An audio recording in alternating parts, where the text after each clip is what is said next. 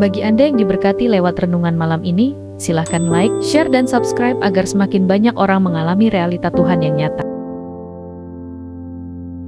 Kita sedang membahas tentang pentingnya memiliki persepsi atau paradigma yang akurat, sehingga tidak memberi ruang untuk bekerjanya tipu daya iblis atas hidup kita.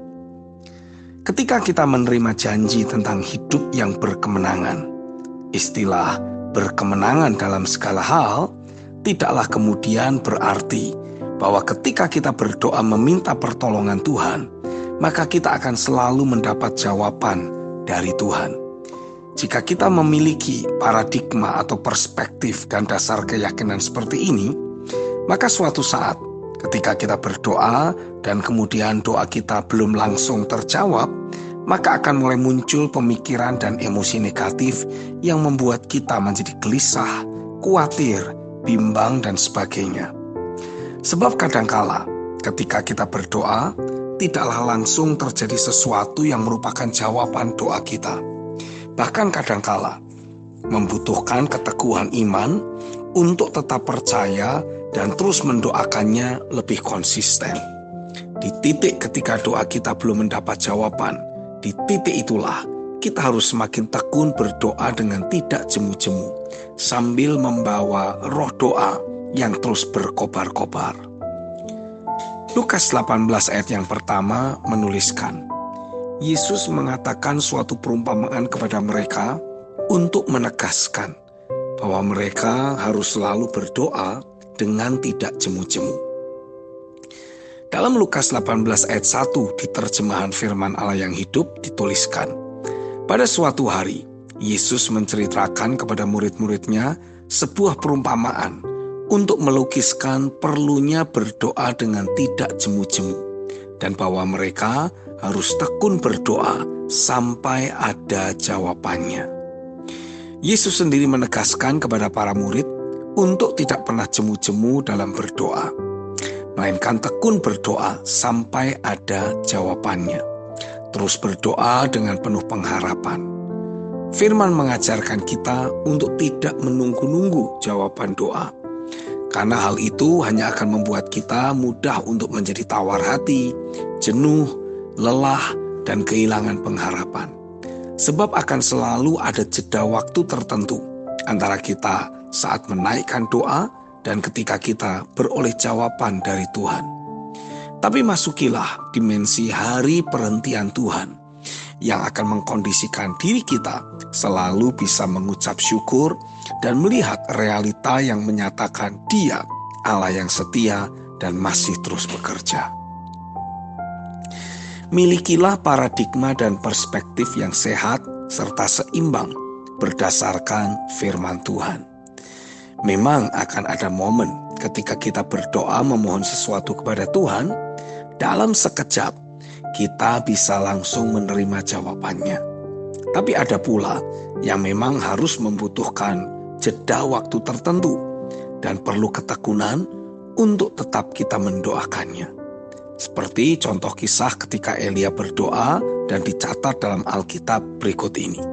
1 Raja-Raja 18 ayat 42 sampai 43. Lalu Ahab pergi untuk makan dan minum. Tetapi Elia naik ke puncak gunung Karmel. Lalu ia membungkuk ke tanah dengan mukanya di antara kedua lututnya. Setelah itu ia berkata kepada bujangnya, "Naiklah ke atas. Lihatlah ke arah laut." Bujang itu naik ke atas. Ia melihat dan berkata, "Tidak ada apa-apa." Kata Elia, "Pergilah sekali lagi." Demikianlah sampai 7 kali. Bahkan ada kisah lain yang lebih spektakuler. Ketika orang percaya tidak mendapatkan jawaban doa, namun mereka tetap teguh dan kokoh untuk terus percaya penuh kepada firman dan janji-janji Tuhan. Dan mereka tidak kehilangan pengharapan. Dalam Ibrani 11 ayat 35-40 dalam terjemahan sederhana Indonesia dituliskan, karena percaya penuh kepada Allah, ada beberapa perempuan yang mengalami keajaiban, yaitu anggota keluarga mereka dihidupkan kembali dari kematian. Namun ada juga orang-orang lain yang karena percaya penuh terus disiksa dalam penjara. Mereka diberi pilihan. Kalau kamu menghina Allahmu, kamu akan dibebaskan. Tetapi mereka menolak kebebasan itu karena percaya penuh bahwa sekalipun harus mati, mereka akan dihidupkan kembali dalam suatu kehidupan yang jauh lebih baik. Karena percaya penuh, ada juga orang-orang yang tetap bertahan saat keyakinan mereka diuji. Walaupun mereka dihina dan dipukuli habis-habisan, atau dilemparkan ke penjara serta diikat rantai besi. Ada orang-orang yang karena percaya dilempari batu sampai mati, digergaji tubuhnya sampai terbelah dua, dan ada yang dibunuh dengan pedang. Di antara mereka ada yang begitu miskin sehingga tidak memiliki tempat tinggal dan hanya mempunyai satu-satunya pakaian yang menempel di badan. Itu pun dari kulit domba atau kambing. Mereka kekurangan makanan, dibuat menderita, dicobai, dan terus disiksa, sehingga mereka hidup mengembara saja, entah di padang belantara atau gunung-gunung, dan terpaksa tinggal di dalam gua-gua atau lubang-lubang di bawah tanah. Dunia ini bukan tempat yang layak bagi mereka. Sekarang, mereka menjadi contoh yang baik bagi kita, karena sudah terbukti bahwa mereka percaya penuh kepada Allah, biarpun mereka mati sebelum menerima apa yang sudah Allah janjikan. Rencana Allah bukan untuk mereka saja, tetapi untuk kita juga. Itulah sebabnya Allah menetapkan agar mereka menunggu kita.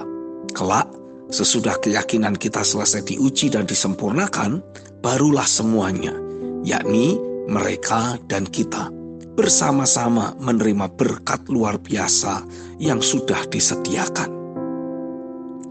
Dari ayat firman di atas, kita mendapati fakta rohani yang juga menyatakan bahwa bahkan bagi mereka yang tetap percaya penuh kepada Allah, ada juga yang hidupnya tidak terlepas dari kondisi dan situasi yang penuh penderitaan, siksaan, bahkan kematian, oleh karena mempertahankan iman mereka di dalam Tuhan.